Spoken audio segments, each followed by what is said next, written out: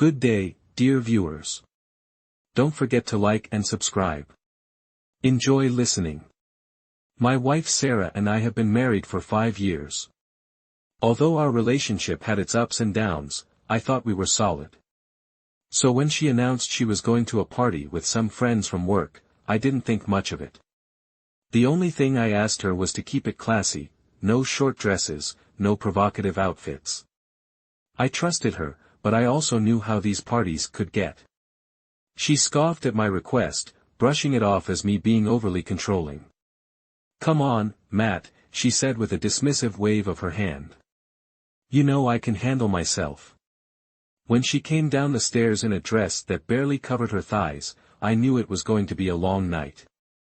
The dress was tight, clinging to every curve, and the neckline plunged daringly low. It was the kind of outfit that would turn heads, and not in a good way. I felt a knot form in my stomach, but I didn't want to start a fight, so I let it slide, hoping for the best. The party was a big deal for her. She spent hours getting ready, even more time than she usually did. Her makeup was flawless, her hair styled to perfection. She looked stunning. I wanted to lie, but I couldn't shake off the uneasy feeling in my gut. She noticed my concern and laughed, giving me a kiss on the cheek before heading out the door. "I'm an independent woman, remember," she said with a playful wink that did little to ease my worries. "I can take care of myself." The hours dragged on. Midnight came and went, and she still wasn't home. I tried calling her, but she didn't answer. My imagination ran wild with all the possibilities. Was she okay? Was she with someone else? By the time she stumbled through the door, it was well past 2 a.m. She was drunk, her dress wrinkled, and her makeup smudged. But what really caught my eye were the hickeys on her neck, bright red and unmistakable. "WTF," I blurted out before I could stop myself. She looked at me, her eyes glazed with a mix of alcohol and defiance. Her lipstick was smeared, and her hair was a tangled mess. "Shut up," she slurred, barely able to keep her balance as she kicked off her heels and stumbled toward the living room. "I'm an independent woman. I can do whatever I want." I felt a mixture of anger and betrayal. "You are unbelievable, Sarah," I said, following her, trying to make sense of the situation. "Do you even know what you're saying?" "Of course, I do," she snapped, almost tripping over the coffee table. "I had fun, okay? Something you wouldn't understand." I could smell the alcohol on her breath, and her eyes had a wild, unfocused look. "Who did this to you?" I demanded, pointing at the hickeys, my voice rising with each word. She rolled her eyes and threw herself onto the couch. "Why do you care? We don't have kids. You don't own me, so stop acting like you do." Her words stung. I couldn't believe the woman I married was standing in front of me, spewing this nonsense. "You were drunk," I said, trying to keep my cool even though I felt like I was on the verge of exploding. "We'll talk in the morning." The next morning, she was unapologetic. She acted like nothing had happened, like she didn't just come home covered in another man's marks, as she casually sipped her coffee. "Do you even remember what you said last night?" I asked, trying to keep my voice steady.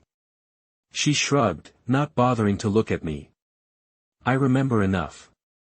"Look, Matt, you need to stop being so uptight. It was just a party where you let some guy leave hickeys all over you," I retorted, my anger bubbling to the surface. She rolled her eyes again, a gesture that was becoming all too familiar. "It is not a big deal. You're making a mountain out of a molehill." "I'm done, Sarah," I said, the finality of my words hanging in the air. "I can't do this anymore." Her eyes widened in surprise, but she quickly masked it with indifference. "Fine, do whatever you want." I filed for divorce the next day, but Sarah couldn't handle it. She spiraled, her behavior becoming more erratic and unpredictable. She lied about everything, where she was, who she was with. She tried to manipulate me, playing the victim and then turning aggressive when things didn't go her way. Over the next few days, Sarah's behavior went from bad to worse. She seemed to be in complete denial about the divorce. One evening, she came home late again, clearly drunk. This time, she tried to act sweet and affectionate, as if nothing had happened. "Hey, babe," she slurred, attempting to kiss me. I turned my head away, and she missed, nearly falling over in the process. "What's with the cold shoulder?" she asked. "I told you, Sarah, we're done." "I have already filed the papers," I said firmly. She stumbled back, her face contorting with anger. "You can't be serious. You're going to throw everything away over one little mistake." "One little mistake?" I echoed incredulously. "You cheated on me, Sarah. You came home with another man's marks on your neck, and you expect me to just forget about it." She huffed and crossed her arms. "I was drunk. It didn't mean anything." "It meant enough for you to lie about it and act like it's no big deal," I shot back. "I can't live like this anymore." Her expression changed again, this time to one of desperation. "Matt, please. We can fix this. I'll do anything." But I had made up my mind. "It's too late, Sarah. I've already started moving out." The next few weeks were a blur of packing boxes and heated arguments. Sarah oscillated between pleading for another chance and lashing out at me in anger. One day, she even showed up at my workplace, causing a scene in the parking lot. "Matt, you can't do this to me," she screamed, drawing the attention of my coworkers. "We were supposed to be together forever." I tried to keep my cool, but it was difficult with everyone watching. "Sarah, you need to leave. This isn't the place for this conversation." "Why not?" "Afraid of a little public humiliation," she taunted, her eyes wild. "You are the one who's abandoning me." "I'm not abandoning you, Sarah. You made your choices, and now you have to live with the consequences," I said, trying to stay calm. She glared at me, her face twisted with fury. "You'll regret this, Matt." "I swear you will," she stormed off. I couldn't help but feel a pang of sadness. This wasn't how I had imagined our marriage ending, but I knew it was for the best. Sarah was spiraling out of control, and I needed to get away from her toxicity. Moving out was a relief, but it also brought its own challenges. Sarah continued to text and call me incessantly, leaving voicemails that ranged from tearful apologies to venomous threats. I changed my number, but she somehow got a hold of it, and the cycle continued. One night, a few weeks after I had moved into my new apartment, I came home to find Sarah sitting on my doorstep. She looked disheveled, her makeup smeared from crying. "What are you doing here, Sarah?" I asked, exhaustion seeping into my voice. "I need to talk to you," she said, her voice trembling. "Please just hear me out." I sighed and unlocked the door, letting her in. We sat on the couch, an awkward silence hanging between us. "I miss you, Matt," she said finally, her voice breaking. "I know I messed up, but I love you. Can we try to make this work?" I looked at her, feeling a mix of emotions. "Sarah, you lied to me, cheated on me, and treated me like I didn't matter. How do you expect me to just forget all of that?" She reached out and grabbed my hand, tears streaming down her face. "I'm sorry, Matt. I know I've been awful, but I am scared. I don't know what to do without you." I pulled my hand away, shaking my head. "You need to figure that out on your own. We are done, Sarah. You need to move on." She sobbed uncontrollably, and I felt a twinge of guilt, but I knew I had to stay strong. "I'm filing a restraining order if you keep this up, Sarah. I mean it." That seemed to snap her out of her emotional state. She wiped her tears and stood up, looking defeated. "Fine, have it your way." The next morning, I woke up to a barrage of text messages from unknown numbers. Sarah had taken to social media, airing our dirty laundry for the world to see. She painted me as the villain, the controlling husband who couldn't handle her independence. Her friends and even some of my own were messaging me, asking what was going on. It was a nightmare. At work, my boss called me into his office. "Matt, is everything okay? This kind of attention isn't good for the company." "I'm sorry, Jim," I said, feeling the weight of the situation. "My wife, soon to be ex-wife, is making things difficult. I'm trying to handle it." "Well, handle it quickly. We can't have this kind of distraction," he said firmly. As I left his office, my phone buzzed with another message. This time, it was from an old college friend who I hadn't spoken to in years.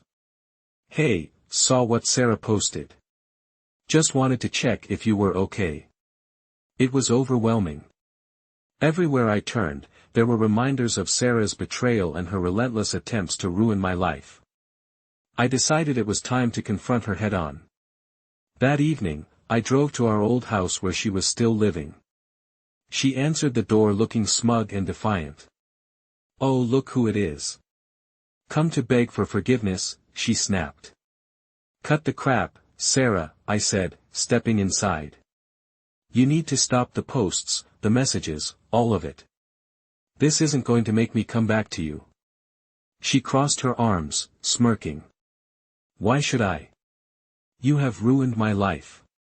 It's only fair I return the favor." "You ruined your own life," I retorted. "I'm just trying to move on, but you won't let me because you still love me, Matt," she shouted, her facade cracking. "This isn't love, Sarah. It's obsession," I said, trying to keep my voice steady. "You need help." Her eyes filled with tears, but I couldn't let myself feel sorry for her. "If you don't stop, I will get that restraining order, and I will make sure everyone knows the truth." She looked at me with a mixture of anger and desperation in her eyes. "You wouldn't dare. Try me," I said, turning to leave. "This is your last warning."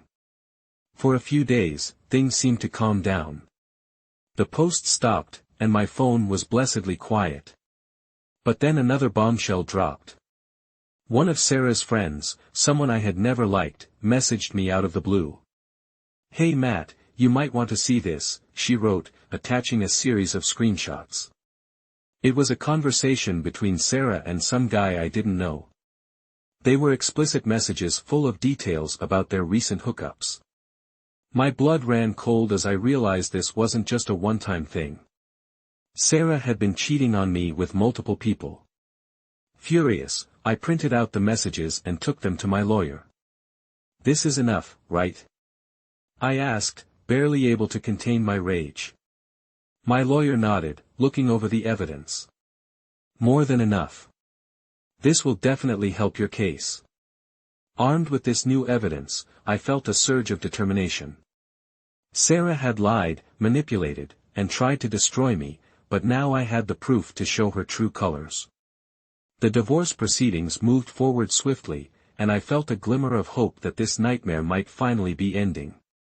But Sarah wasn't done yet. She showed up at my apartment again, this time sober but no less desperate. "Matt, you can't do this.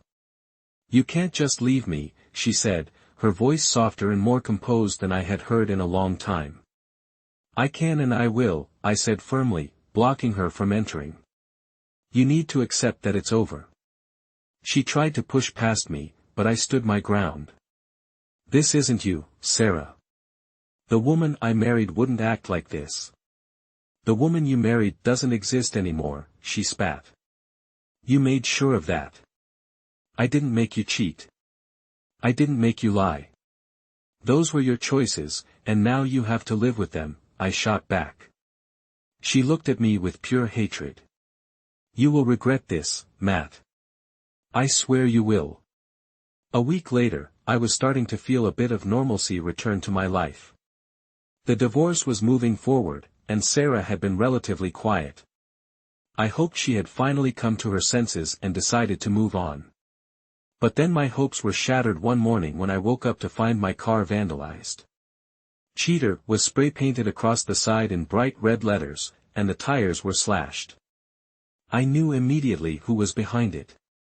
Fuming, I called the police and filed a report. They took photos and assured me they'd investigate, but I knew how these things usually went. I'd be lucky if they even spoke to Sarah. Still, it was a necessary step to protect myself legally. I also decided to install security cameras around my apartment. I wasn't going to give Sarah any more chances to mess with me. As I reviewed the footage from the previous night, sure enough, there she was, hood up, spray can in hand. It was all the evidence I needed. I sent the footage to my lawyer, who added it to our growing pile of evidence against Sarah. It was becoming clear that she was willing to go to any lengths to make my life miserable. Then, out of the blue, I got a call from Sarah's mother. We had always had a decent relationship, and she sounded genuinely distressed. "Matt, can we talk?" she asked. I agreed to meet her at a local cafe. When I arrived, she looked tired and worried. "Matt, I don't know what's gotten into Sarah. She's not herself. She's been out of control," she said, not hiding her frustration. "She's vandalizing my property, spreading lies about me," I said, my voice tense. She sighed, looking down at her coffee. "I've tried talking to her, but she won't listen to me. She's convinced that you're the one ruining her life." "I'm just trying to move on," I said. "She needs to let go. Maybe if you talk to her one last time, she might listen," her mother suggested. "I know it's a lot to ask, but she is my daughter. I don't want to see her self-destruct." I reluctantly agreed. I didn't have much hope that it would change anything, but if it would give her mother some peace of mind, it was worth a shot. We arranged to meet at a neutral location, a park we used to visit together. When I saw her approaching, I could see the strain on her face. She looked like she hadn't slept in days. "Matt," she said, her voice softer than I had heard in months. "Thanks for meeting me.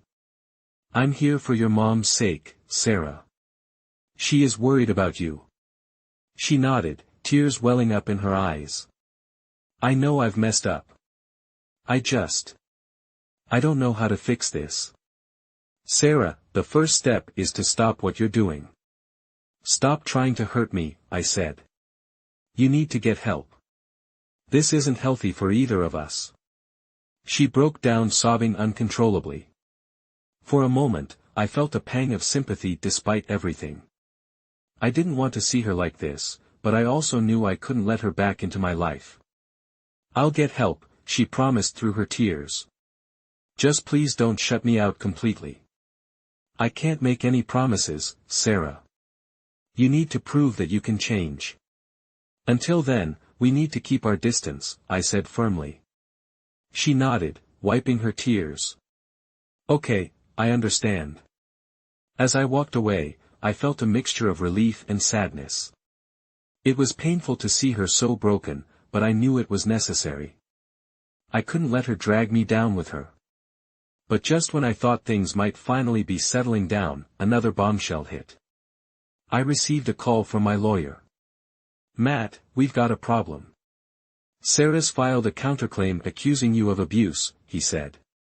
I nearly dropped the phone. "That's insane. She's the one who has been harassing me." "I know, and we have plenty of evidence to disprove her claims. But it's going to get messy," my lawyer warned. "We need to be prepared for a fight." As the days passed, the legal battle between Sarah and me grew more intense. Every time I thought we had reached a new low, Sarah found a way to make things worse. I was mentally and emotionally exhausted. Then one day, I received a call from a number I didn't recognize. "Hello," I answered, my voice weary. "Hi, Matt. It's Lisa," the voice said. I paused, trying to place the name. Then it clicked. Lisa was an old college friend of Sarah's who I hadn't seen in years. "Lisa, it's been a long time. What's going on?" I asked, curiosity piqued. "We need to talk." "It's about Sarah," she said, her tone serious. "Can you meet me at the coffee shop on Main Street?" Curiosity piqued, I agreed. When I arrived, Lisa was already there, nursing a cup of coffee. She looked nervous, her eyes darting around the room as I sat down. She leaned in, lowering her voice. "Matt, there's something you need to know about Sarah." "Something I should have told you a long time ago," she began. "What is it?" I asked, bracing myself. Lisa took a deep breath. "Sarah has been hiding something from you. It's about her past, before you two got together. She had a serious relationship with a guy named Mark. They were engaged, but he died in a car accident. She never really got over it." I was stunned. Sarah had never mentioned this to me. "Why are you telling me this now?" "Because I think it's the key to understanding her behavior," Lisa explained. "After Mark died, Sarah went through a breakdown. She was never the same. She started acting out, partying, hooking up with random guys. I think she's been trying to fill the void he left, but why didn't she tell me?" I asked, feeling a mix of anger and confusion. "She was ashamed," Lisa said softly. "She wanted to be someone else for you, someone without all that baggage. But I think it's all catching up to her now. The way she has been acting, it's like she is spiraling out of control, just like she did back then." I sat back, trying to process everything. This revelation changed everything. I had been so focused on her recent behavior that I hadn't considered the possibility of deeper, unresolved trauma driving her actions. "Thank you for telling me, Lisa," I said finally. "I don't know what to do with this information, but I appreciate it." "I just thought you should know," she said, standing up. "Maybe it'll help you understand her a little better." As I left the coffee shop, my mind was racing. Could it be that Sarah's behavior was a cry for help, a manifestation of unhealed wounds from her past? I wasn't sure, but I knew I needed to find out. I decided to confront Sarah about it that evening. I called her and asked her to meet me at a park nearby. She sounded hesitant but agreed. When she arrived, she looked wary, as if expecting another confrontation. "Sarah, there's just something I need to ask you," I began, trying to keep my tone gentle. "Who was Mark?" Her eyes widened in shock, and she took a step back. "How do you know about Mark?" "Lisa told me," I said. "Why didn't you ever tell me about him?" Tears welled up in her eyes, and she sank onto a bench. "I couldn't. It was too painful. I didn't want you to see me as broken." "You should have told me," I said softly, sitting down beside her. "I could have helped you. We could have worked through it together." "I'm sorry, Matt," she whispered, her voice breaking. "I made such a mess of everything." For the first time in months, I saw a glimmer of the woman I had fallen in love with. "Sarah, you need help. Real help. This can't go on like this," I said. She nodded, wiping her tears. "I know. I'll get help. I promise." As we sat there, I realized that this was a turning point. It wouldn't be easy, and it wouldn't happen overnight, but maybe, just maybe, there was a chance for both of us to heal and move forward. But the unexpected turn didn't end there. The very next day, as I was preparing to go to work, I received an urgent call from my lawyer. "Matt, you need to come to the office right away," he said, his voice tense. "What's going on?" I asked, dread pooling in my stomach. "It's about Sarah. She's been arrested," he said grimly. "Arrested? For what?" I exclaimed. "Attempted arson," he said. "She tried to set your apartment on fire last night." The news of Sarah's arrest hit me like a ton of bricks. I drove to my lawyer's office in a daze, my mind reeling with disbelief and fear.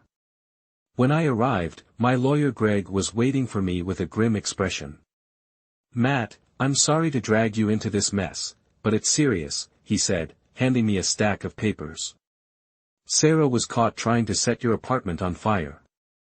Thankfully, a neighbor saw her and called the police before any real damage was done." I sank into a chair, my head in my hands. I can't believe this. How did it come to this? Greg sighed, sitting across from me. Sarah's actions have been escalating. This is just the latest and most dangerous incident. We need to take immediate steps to protect you and ensure she gets the help she needs. What happens now? I asked, feeling overwhelmed. She's been charged with attempted arson and is being held in custody. There will be a hearing to determine whether she should be released on bail. Given her recent behavior, I am going to push for a psychological evaluation and request that she be held for psychiatric observation, Greg explained. I nodded numbly, trying to process everything. Do you think she'll get help? It's hard to say, but this might be the wake-up call she needs, Greg said. In the meantime, we need to focus on your safety. I recommend staying with friends or family until we can be sure Sarah won't pose a threat to you. I agreed, knowing it was the right thing to do.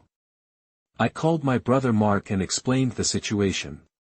He insisted I come stay with him and his wife Rachel for as long as I needed. As I packed a bag and prepared to leave my apartment, I couldn't shake the feeling of sadness and loss. The woman I had loved, who I had shared my life with, was now a stranger to me, someone who had become a danger not only to herself but to me as well. The hearing was scheduled for the next day. I arrived at the courthouse feeling a mix of anxiety and determination. I needed to see this through for both our sakes. When Sarah was brought into the courtroom, she looked disheveled and defeated. Her eyes met mine briefly, filled with a mix of anger and regret. The judge read the charges and asked if she had anything to say. I'm not a danger to anyone, she said, her voice shaky. I lost control. I need help.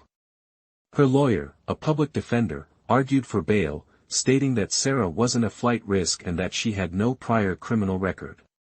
Greg, however, countered with the evidence of her recent behavior, including the vandalism of my car and the harassment. The judge listened carefully before making his decision. Given the severity of the charges and the evidence presented, I am ordering that Miss Thompson undergo a psychological evaluation. She will be held in custody until we have the results of that evaluation.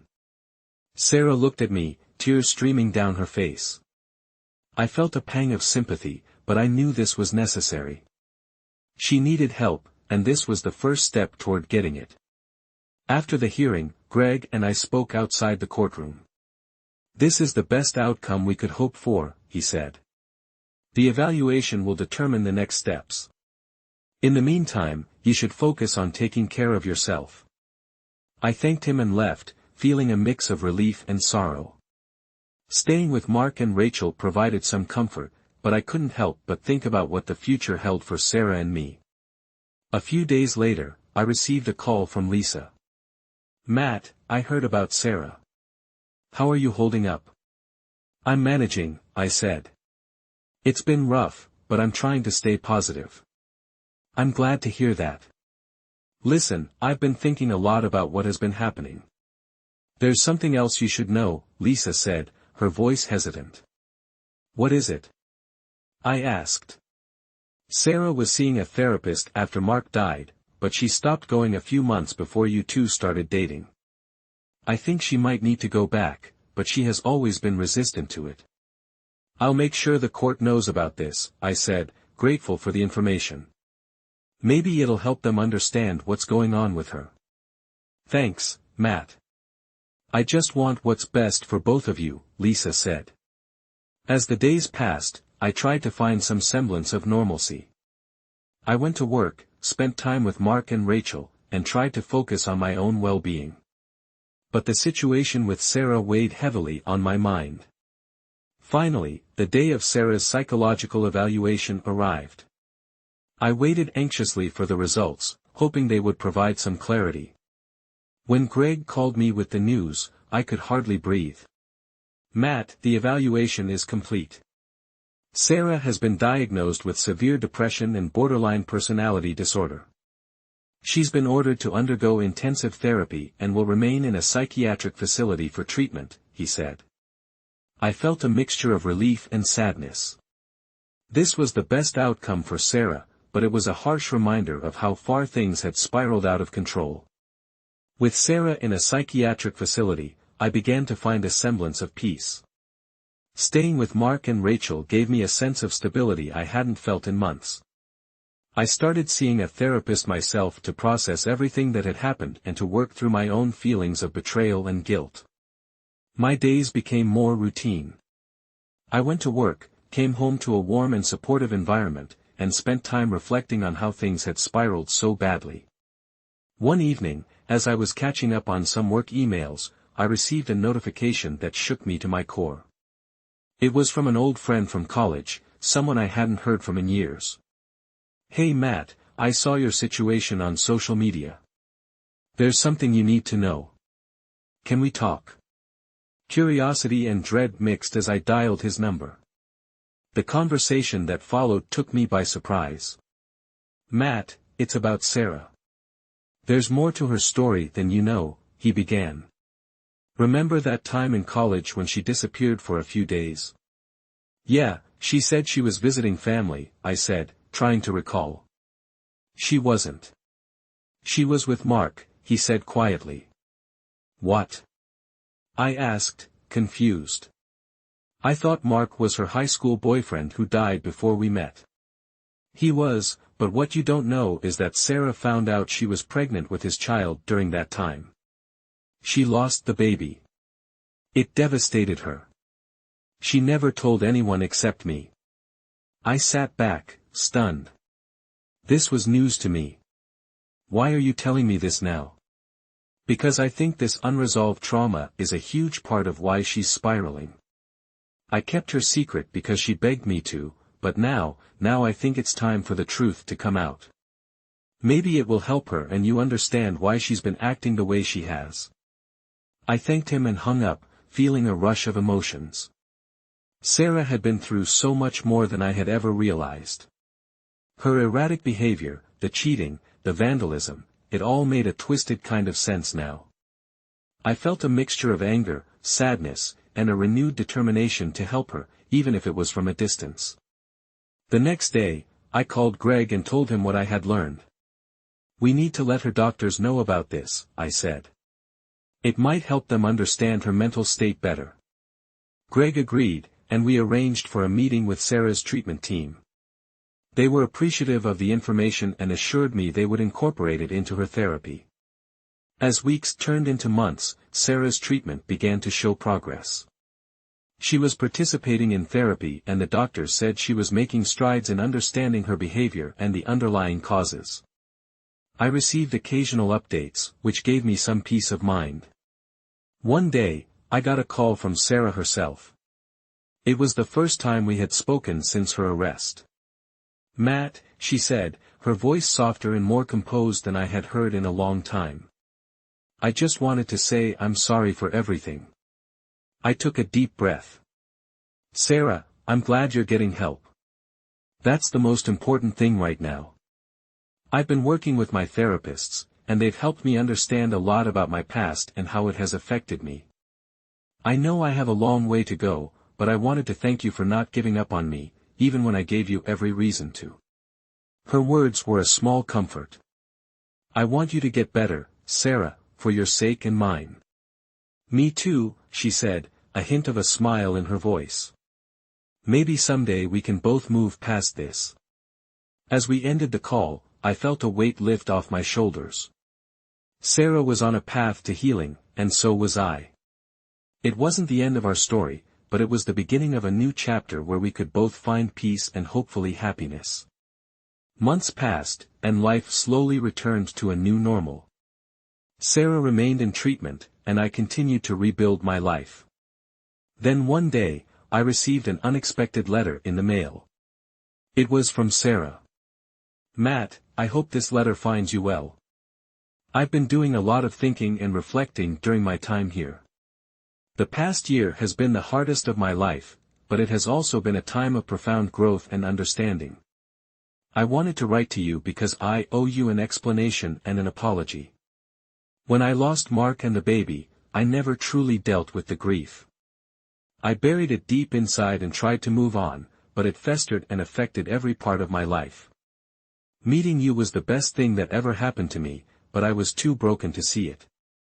I sabotaged our marriage because I was terrified of being hurt again. I know I can't undo the past, but I'm working hard to build a better future for myself. I hope you can find it in your heart to forgive me, not for what I did, but for who I was.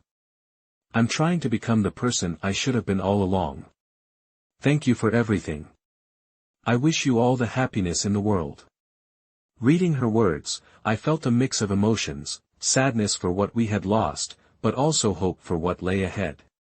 We were both on our own journeys now, and while our paths had diverged, there was a sense of closure that I hadn't felt before. Life continued, and so did I. I focused on my career, reconnected with friends, and even started dating again. The scars from my time with Sarah were still there, but they were healing slowly but surely. One sunny afternoon, as I was sitting in a park reading a book, I realized how far I had come. The pain and chaos of the past year were behind me, and I was looking forward to the future with a sense of optimism I hadn't felt in a long time. Months passed, and life slowly returned to a new normal.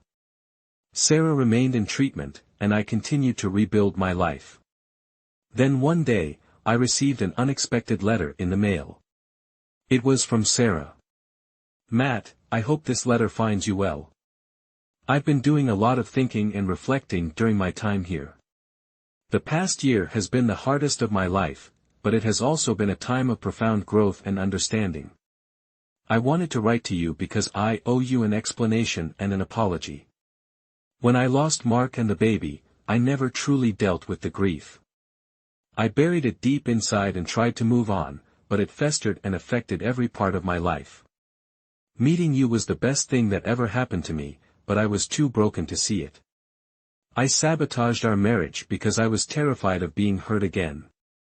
I know I can't undo the past, but I'm working hard to build a better future for myself. I hope you can find it in your heart to forgive me, not for what I did, but for who I was. I'm trying to become the person I should have been all along. Thank you for everything. I wish you all the happiness in the world. Reading her words, I felt a mix of emotions, sadness for what we had lost, but also hope for what lay ahead. We were both on our own journeys now, and while our paths had diverged, there was a sense of closure that I hadn't felt before. Life continued, and so did I. I focused on my career, reconnected with friends, and even started dating again. The scars from my time with Sarah were still there, but they were healing slowly but surely. As the seasons changed, I found myself embracing my new life. The past year had been a roller coaster, but I was finally beginning to feel at peace. I started taking up new hobbies like hiking and painting, which helped me stay grounded and gave me a sense of fulfillment I hadn't felt in years. One day, while hiking a trail I hadn't explored before, I met someone who had become a pivotal part of my healing journey. Her name was Emily, and she was a fellow hiker who shared my love for nature and the outdoors. We struck up a conversation about the best trails in the area and ended up hiking together for the rest of the day. Emily was kind, empathetic, and had a calming presence that made me feel at ease. We exchanged numbers and started meeting up for hikes regularly. Our friendship grew naturally, and before long, I found myself opening up to her about my past and everything that had happened with Sarah. "You've been through so much, Matt," she said one day as we sat by a serene lake, the sun setting in the distance. "It's incredible how strong you've been through it all." "I couldn't have done it without the support of my family and friends," I replied, feeling a warmth in my chest. "And now with you, my life things feel even brighter." Emily smiled, her eyes reflecting the golden hues of the sunset. "I'm glad we met. You deserve happiness, Matt." As our relationship deepened, I realized that Emily was more than just a friend. She was someone I could see a future with, someone who brought joy and stability into my life. I was hesitant at first, worried about rushing into something new after everything that had happened with Sarah. But Emily was patient and understanding, allowing our bond to grow at its own pace. Around this time, I received another update about Sarah. She had been making significant progress in her therapy and was said to be released from the psychiatric facility soon.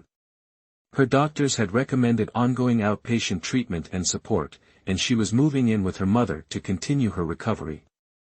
Despite everything, I felt a sense of relief knowing that Sarah was getting better. It reaffirmed my belief that people could change and heal given the right support and resources. I sent her a brief letter expressing my hope for her continued recovery and wishing her well. It was a small gesture, but it felt important to close that chapter of my life with kindness and compassion. As summer turned to fall, Emily and I continued to grow closer. We spent weekends exploring new trails, cooking together, and sharing our dreams and fears. For the first time in a long while, I felt genuinely happy and optimistic about the future. One crisp autumn afternoon, as we hiked to the top of a scenic overlook, Emily turned to me with a serious expression. "Matt, there's something I need to tell you," she said. My heart skipped a beat, worried about what she might say. "What is it?" I asked. She took a deep breath. "I've been thinking a lot about us, and I want you to know that I love you. I know it might seem fast, but I've never felt this way about anyone before." Her words took me by surprise, but as I looked into her eyes, I realized that I felt the same way. "I love you too, Emily," I said. "I didn't think I'd find happiness again, but you've shown me that it's possible." We shared a heartfelt kiss, the beauty of the landscape around us reflecting the new beginning we were embracing together. It was a moment of pure joy and affirmation that life could indeed bring unexpected and wonderful surprises. As Emily and I continued to build our life together, I found myself reflecting on how far I had come. The support and love I received from her, as well as from my family and friends, had been instrumental in my healing process. The pain and chaos of the past year seemed like a distant memory, and I felt stronger and more resilient than ever. One evening, Emily and I were sitting on the porch of our new home, a cozy cabin we had found near the hiking trails we loved so much. The sky was painted with the colors of the setting sun, and the air was crisp with the scent of autumn leaves. "Matt," Emily said, breaking the comfortable silence. "There's something I've been meaning to ask you." I turned to her, curious. "What is it?" She took my hand, her eyes filled with warmth and sincerity. "I know we've talked about the future and what we want, but I wanted to make it official. Will you marry me?" Her proposal took me by surprise, but as I looked into her eyes, I felt an overwhelming sense of joy and certainty. "Yes, Emily. I would love to marry you," I said. We shared a heartfelt embrace, the moment filled with the promise of a bright and hopeful future. Our wedding plans took shape quickly, and we decided on a small, intimate ceremony surrounded by our closest friends and family. As the wedding day approached, I couldn't help but think about Sarah. I wondered how she was doing and if she had continued to make progress in her recovery. Part of me wanted to reach out, but I knew it was best to leave the past where it belonged. The wedding day arrived, and it was everything we had dreamed of. The ceremony was held in a beautiful clearing in the woods, the same place where Emily and I had shared our first kiss. The sun shone brightly, and the air was filled with the sounds of nature. As I stood at the altar waiting for Emily, I felt a sense of peace and contentment that I hadn't experienced in years. When she appeared, walking down the aisle with a radiant smile, my heart swelled with love and gratitude. The ceremony was perfect, and as we exchanged vows, I knew that this was the beginning of a new and beautiful chapter in my life. Surrounded by the people who mattered most to us, we celebrated our love and commitment to each other. After the wedding, we settled into our life as a married couple. The days were filled with joy and laughter, and the nights were spent cuddled up by the fireplace, sharing our dreams for the future. One afternoon, as we were unpacking some old boxes, I came across a photo album from my time with Sarah. I hadn't looked at it in years, and as I flipped through the pages, I felt a mix of nostalgia and closure. Emily noticed the album and sat down beside me. "Is that from your time with Sarah?" she asked, her expression thoughtful. "Yeah, these are from when we first got together. It feels like a lifetime ago, I said. She looked at the photos, her expression thoughtful. Do you ever think about reaching out to her? I do, I admitted. But I think it's best to let her continue her journey on her own. We've both moved on, and I'm grateful for the lessons I learned, but I'm even more grateful for where I am now, with you. Emily smiled, giving me a gentle kiss. I'm grateful too, Matt. For everything. As we continued unpacking, I felt a sense of closure and peace. The past had shaped me, but it no longer defined me. I had found love and happiness again, and I was ready to embrace the future with open arms. Months later, we received an unexpected letter in the mail. It was from Sarah. My heart raced as I opened it, unsure of what to expect. Dear Matt, I hope this letter finds you well. I wanted to reach out and thank you for the support you gave me even when things were at their worst. I've been continuing my therapy and making progress every day. I heard about your wedding through a mutual friend and wanted to congratulate you and Emily. I'm genuinely happy for you and glad you found the happiness you deserve. I've been focusing on my own recovery and have started volunteering at a local support group for people dealing with trauma. It has been incredibly fulfilling, and I've found a new purpose in helping others. Thank you again for everything. I wish you both all the best. Sincerely, Sarah. As I read her words, I felt a sense of relief and closure. Sarah was healing, and so was I. The future was bright, and I was ready to embrace it with Emily by my side. The years that followed were filled with joy, growth, and new adventures. Emily and I traveled to places we had always dreamed of visiting, from the majestic mountains of the Rockies to the serene beaches of the Caribbean. We built a life together that was rich with love and laughter, creating memories that would last a lifetime. Our family grew as well. Emily and I decided to adopt a little girl named Lily, who brought an abundance of happiness and energy into our home. Watching her grow and discovering the world through her eyes was a blessing I never imagined I would experience. Lily's curiosity and zest for life reminded me every day of the beauty and resilience of the human spirit. One summer evening, as we sat around a campfire in our backyard, Lily looked up at me with her big, inquisitive eyes. "Daddy, can you tell me a story about when you were little?" she asked. I smiled, pulling her onto my lap. "Sure, sweetheart. Let me tell you about the time your mom and I first met." As I shared the story of our first hike together, Emily joined in, adding her own memories and making Lily giggle with delight. It was moments like these that made all the hardships and struggles of the past worth it. We had found our way through the darkness and emerged stronger, closer, and more grateful than ever. Life had a way of coming full circle. A few years after receiving Sarah's letter, I got another update about her. She had continued her volunteer work and had even started a support group for people dealing with loss and trauma. Her dedication and empathy had touched many lives, and she had become an advocate for mental health awareness in her community. One day, I received an invitation to an event she was hosting, a fundraiser for mental health services. At first, I wasn't sure if attending was the right thing to do, but after discussing it with Emily, I decided to go. It felt like an important step in fully closing that chapter of my life. The event was held at a beautiful venue downtown, filled with people who had been touched by Sarah's story and her work.